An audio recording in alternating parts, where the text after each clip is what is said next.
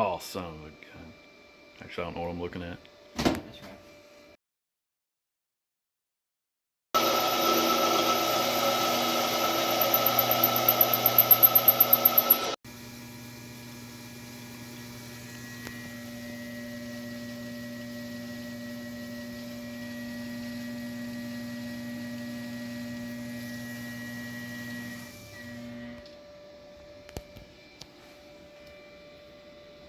That is way, way off. That is not good at all.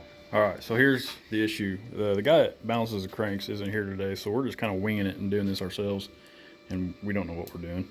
So what we do know is we figured out the bob weight and then figured out where we needed to add material.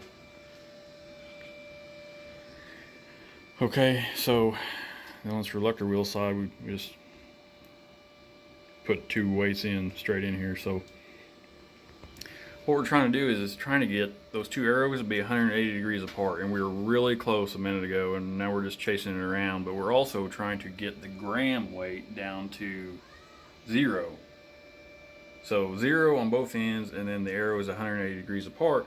But even though we were super close on our arrows a minute ago, we took just a little bit more material, just drilled just a little bit more out here, and it changed. Not only did it change the grams on the front of the crank, but it did also remove grams on the rear of the crank. But now it's thrown off the overall balance. So if you go to take a crank to a crank guy to balance it, and he gives you a bill of $300, $400, $500, don't bitch, just pay it, because I'm telling you, this is way harder than it looks, and this is tough. So we've been chasing this thing around all day so far, and we're getting closer, but now we're just having troubles.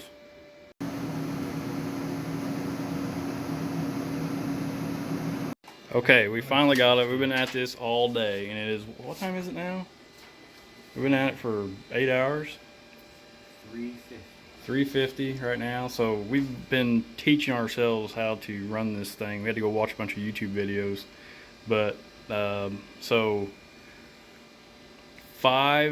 this thing's like a tire balancer, but so 5 grams is pretty well standard on your everyday driver, I think, and then like race engines are closer to 2 grams, but here we're at 3.8 and 2.5. We're just out of time. We're just gonna just leave it there. We could just keep working on it and keep polishing it and keep grinding on it until it works, and it was perfect, but we're done. We gotta go. We've Swiss cheese this crank, and it just is really looking rough. So next time now that we know what we're doing somewhat, it'll be a little easier. Have you ever seen such a mess? I'm ashamed. But this is all getting ready to get cleaned up because I now have all the parts for the 6-liter. Let me run through real quick. The crankshaft we just balanced. Just got here back to the shop. The heads are just factory. What are they? 862 heads. Just cleaned up the deck surface real quick. Not doing anything with the valves. We're going to change the springs over to a pack. I think they're pack springs. I don't even remember. And we're not going to spend a lot of time and money on these heads.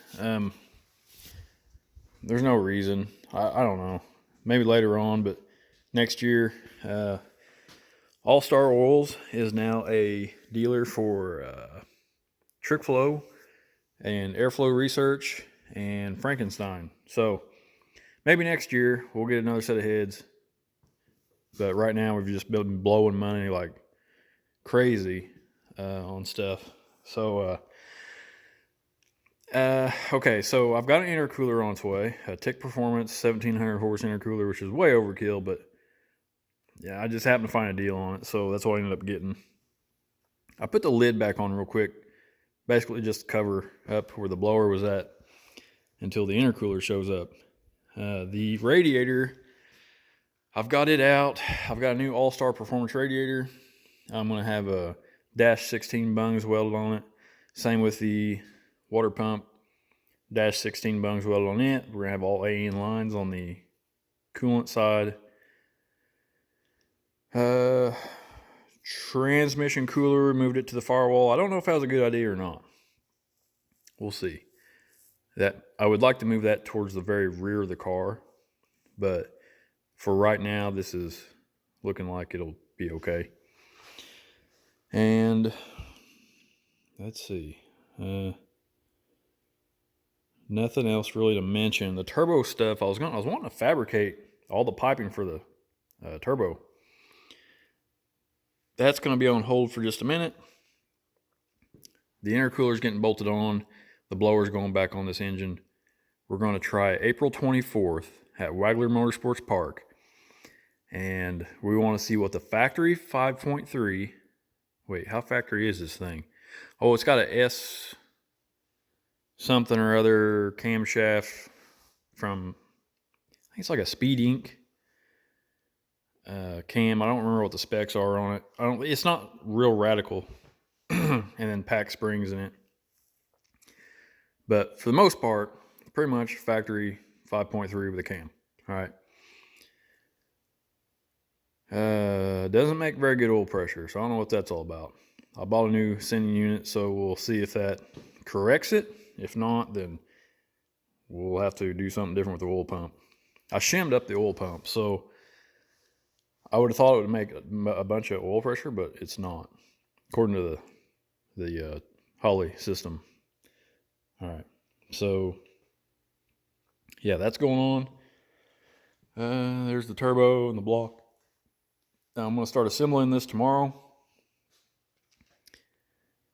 And also, I have bought 4 cars in the past week, or buying 4 cars, made deals on 4 cars in the past week. So that's coming up. We're going to have a whole bunch of more projects going on. But for the most part, we're going to have a better drag car, a better street car, and then another car to just drive around. I don't know what the plans are with it. And then the 4th car, I don't know. Somebody else may be buying it to make a street car out of it. So yeah. What a mess, right? Okay, so I think that's all I got to say. I've been on my feet all day, been running, just going as fast as I can because just trying to get the crankshaft deal figured out, which that turned into, what a mess that turned into. That was just a disaster, really. But we figured it out. We got it pretty close. We were watching a video from Steve Morris on balancing crankshafts, and he was talking like, get it within 7 grams, and we got it within, I don't know what it was, 2 or 3. So I felt pretty good about that. All right, time to get out of here. Talk to you later.